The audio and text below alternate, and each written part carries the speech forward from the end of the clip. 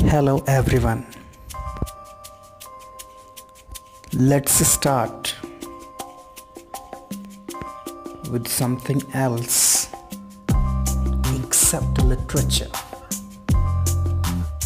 As we know that language is as much important as literature is. So we are going to start a chapter in English grammar. Mind it, that is not grammar, that is grammar. And the name of the chapter is clause. C-L-A-U-S-E. Clause. You may want to know why have I made this smiley on the first page. See, it's because I have a smile on my face right now because of two things. One is the way I got order for making video on clause. And the second thing is that this is my first video on grammar, and in the very first video I'm touching clause, not some parts of speech. We make other videos on other topics as well in coming days. Let's now focus on clause. See, when we talk of any particular thing, when we get an exact definition of that particular thing, that makes our concept very clear. And that is how we can differentiate different sources that we study. Different topics of grammar are discussed in many books. But there is a point. Which book should we follow? Which book should we prefer? So I always think not to prefer a single book, not to follow a single book. One should observe different sources and different standard sources. Not any of the book that is available in market. I genuinely follow this Wren Martin for English grammar, and sometimes when I need to see some other things, I consult Merriam-Webster dictionary or Cambridge or Oxford dictionary. Sometimes I take help from internet as well. Okay, so clause. Merriam-Webster dictionary tells that clause is a part of a sentence. A part of a sentence that has its own subject and verb. So within a sentence, a part that we have which has a subject and verb of its own. Means that may not be a complete sentence. That may be a part. And even then it has its own subject and verb.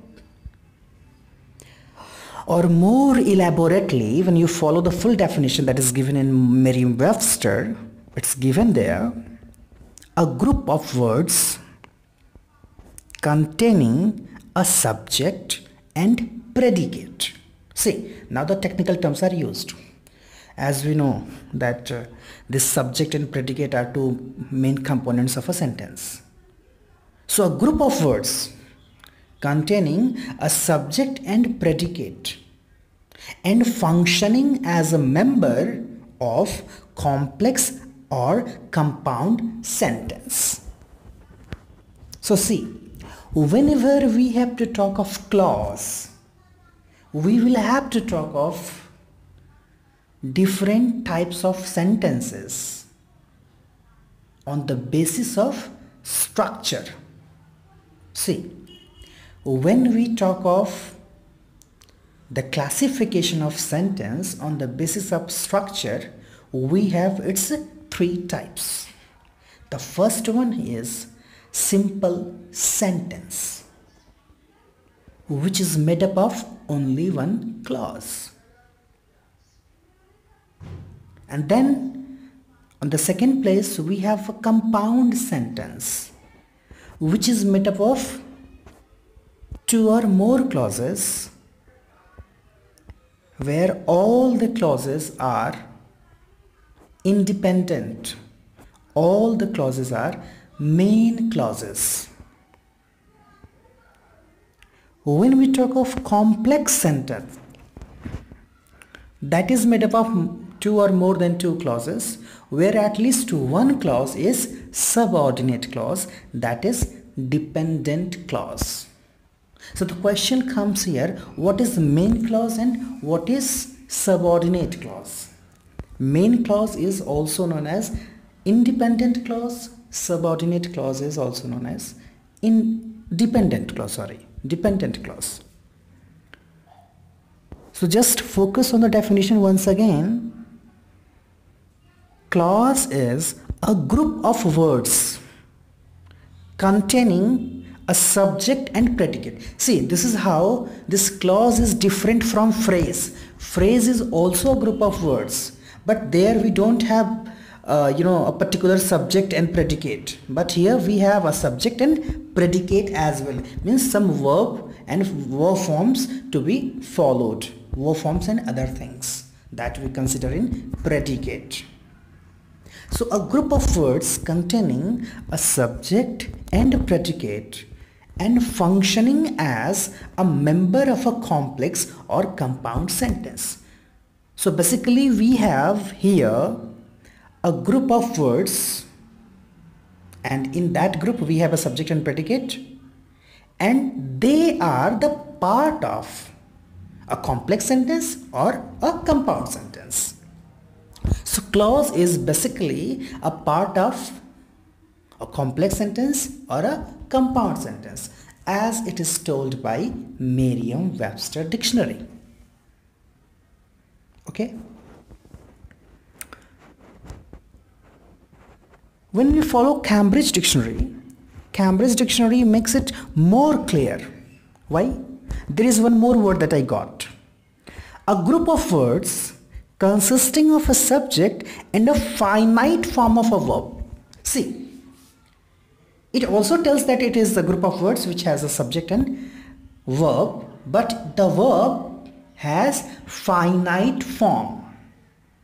So that finite form must be focused. What is this finite form? We'll talk about it. And as I told you that there are two kinds of clauses. One is main clause or independent clause. The other one is subordinate or dependent clause. And further, when we divide this subordinate clause, they are of three types. Subordinate clauses are further divided into three types. The first is noun clause, the second is adjectival or adjective clause, and the third one is adverbial or adverb clause. So it means, just follow this pattern. There is the definition of clause, a group of words having a subject and predicate of its own, that is a part of sentence. And further, this clause is of two types. The first one is main clause, the second one is subordinate clause. And the subordinate clause further is divided into three types. First one is the noun clause, second one is adjective clause, third one is adverb clause. Clear? Okay. Now move to this finite form that we have to talk about, that is there in Cambridge Dictionary. What is this finite form of a verb? How this finite is different from non-finite?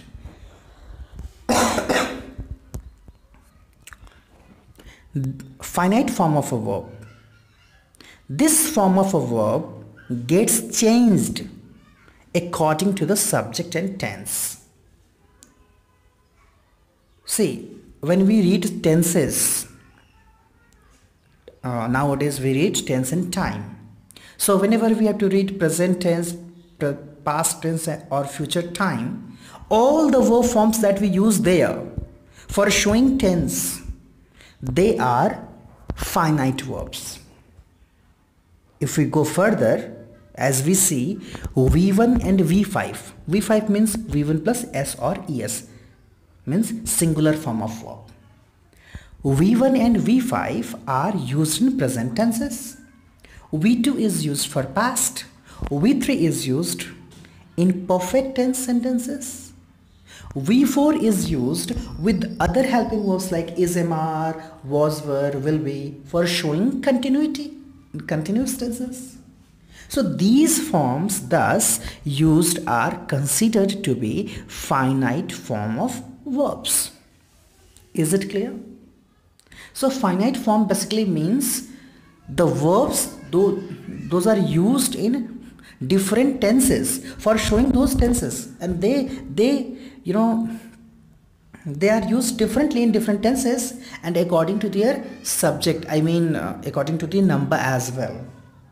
For example, if we use in simple present, we use V1 with the subjects like I, you, they,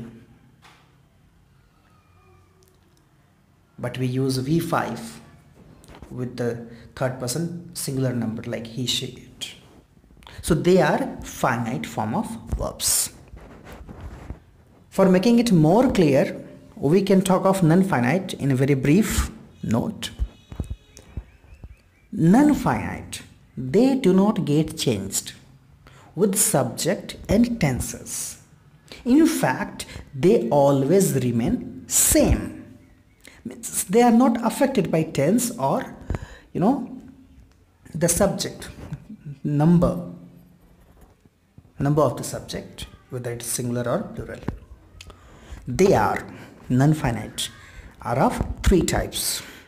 Infinitive, that is actually 2 plus V1, and the second one is gerund, that is a form of V4. Actually that is not used for continuity, mind it. Gerund is different from that.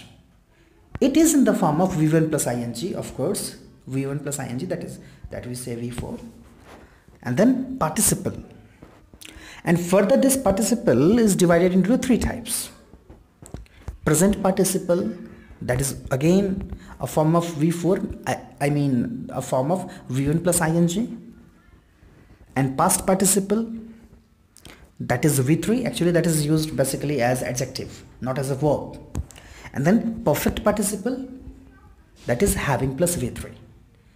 So these all, gerund, infinitive, participle, they are considered to be non-finite.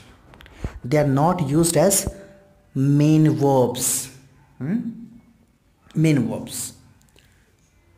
They always remain same with all tense and time or place. With subjects.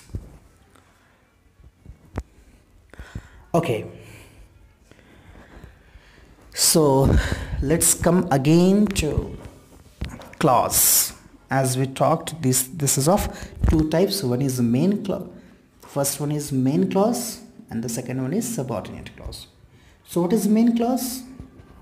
A clause that can stand alone as a sentence. Means when we take it out from a sentence, it can stand as an independent sentence, can make sense by itself. So for generating a meaning, it does not need the help of other part, and that is called main clause. And this is also known as a simple sentence. Yes. For example, there is a sentence, I can't cook very well, but I make a quite good pancakes. Here, one part that we are having is I can't cook very well, and the other part that we are having is I make quite good pancakes. So if we see them differently, they will seem as a different independent sentence. Here these both clauses are of equal importance and could exist as separate sentence, and that is why these both are main clauses, and since they don't depend on other, they are called independent clause as well. So main clause is known as independent clause. When we talk of subordinate clause, that is also known as dependent clause, a clause that add the additional information to the main clause, means it helps main clause, it adds some information to the main clause, it modifies the main clause, but which cannot stand alone as a sentence. Subordinate clause does not stand alone as a sentence, it cannot. For example, I'll get you some stamps if I go to town. So the first part, that is I'll get you some stamps, that is the main clause because it does not need dependency. It can stand alone. But if I go to town, when you use this if, and that makes it dependent. That is subordinate clause. Here subordinate clause is not as important as the main clause.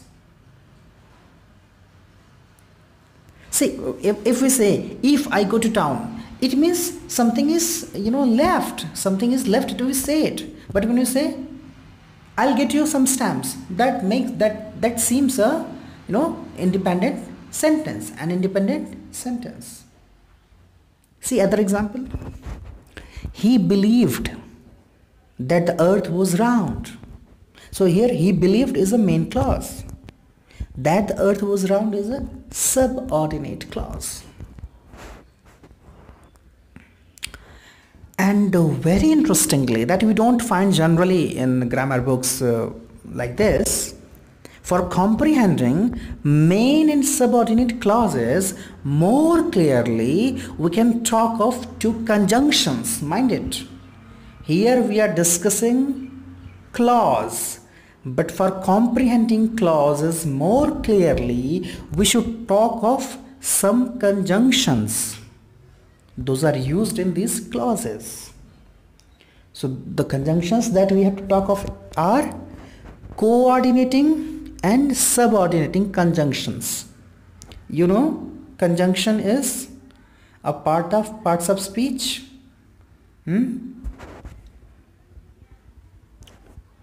And conjunction means, in Hindi when we say, the word that is used for it is samuchay bodhak or sanyojak.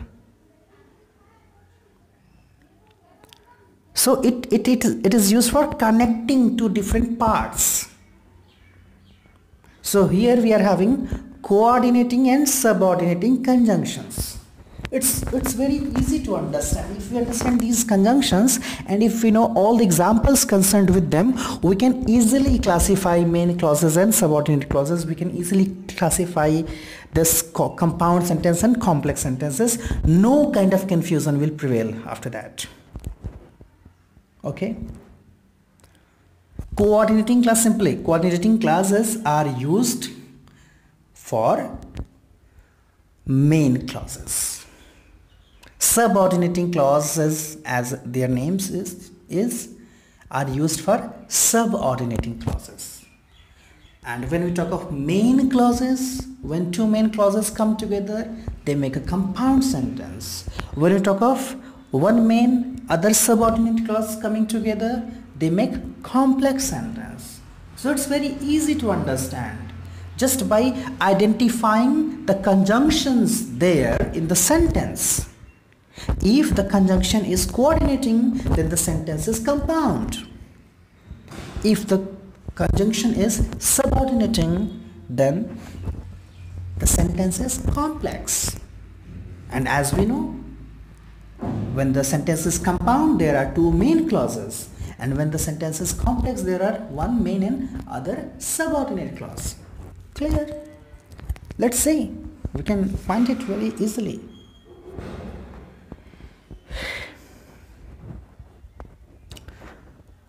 See, as it is given in Wren and Martin, that book of grammar. Wren and Martin says about coordinating conjunction. A coordinating conjunction joins together clauses of equal rank. Equal rank means two main clauses. Okay? And chief examples of this coordinating conjunctions are and, but, for, or, nor, also, either or, neither nor. They are also known as either or neither nor. So we have to remember these conjunctions only. And, but, for, or, nor, also, either or, neither nor. They all are chief examples of coordinating conjunctions. See some of the sentences. By seeing the sentences, it will be more clear. He is slow, but he is sure.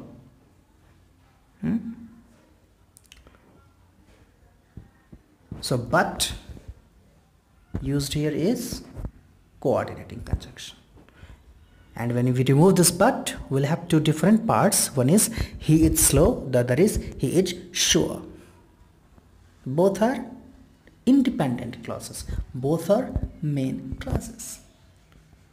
In the similar manner we have he was alright, only he was fatigued. He was alright, he was fatigued. Two main clauses, only is coordinating conjunction. She must weep or she will die. She must weep, she will die.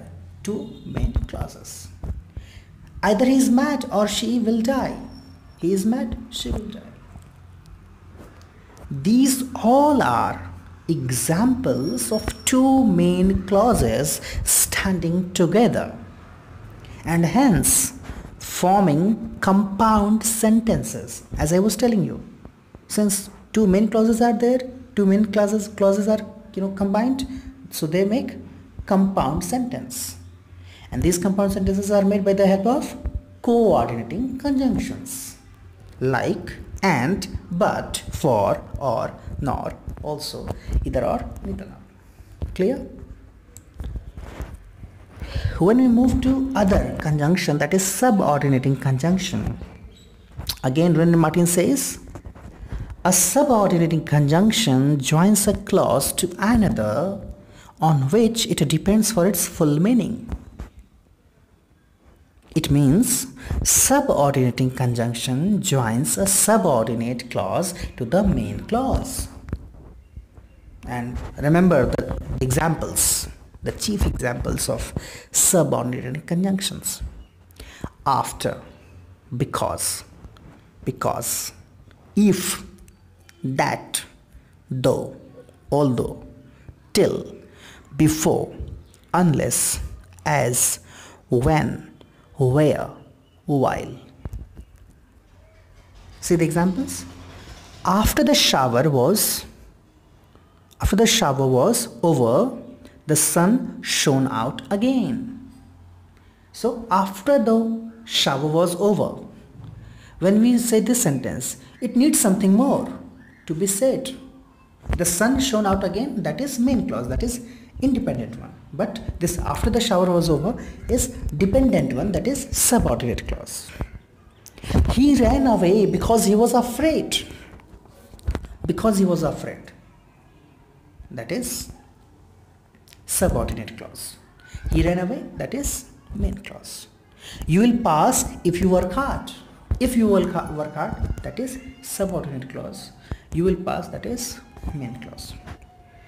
These all are examples of joining subordinate clauses to their main clauses and hence forming complex sentences with the help of subordinating conjunctions. In our next video, we'll talk of the types of subordinate clause. As I told you, there are 3 types: noun clause, adjective clause and adverb clause.